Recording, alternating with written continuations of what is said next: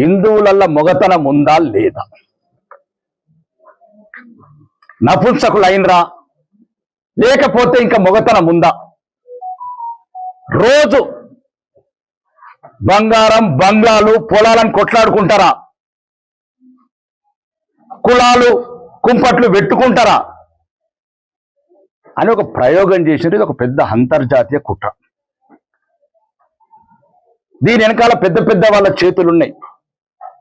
ఆర్మూరు నియోజకవర్గంలో హిందువుల ఐక్యత పెరుగుతుంటే చూసి భరించలేని నా కొడుకులు, శక్తులు, సంస్థలు.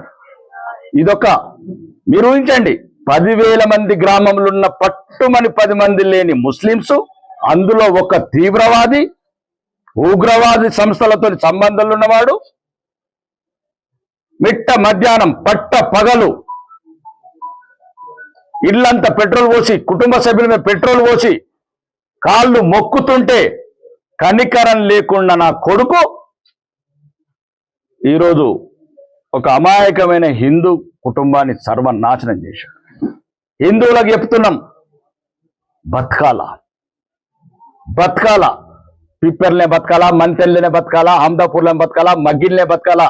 ఎవ్వడు నిన్ను రానియ్యాడు పాత బస్తీలోకి, ఎవ్వడు నిన్ను రానియ్యాడు పాకిస్తాన్కి.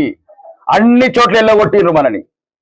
రాష్ట్ర ప్రభుత్వం చెప్తున్నాం, ఒకవేళ దీంట్లో ఎటువంటి న్యాయంలో తేడా వచ్చినా పన్నుకు పన్ను, కన్నుకు కన్ను.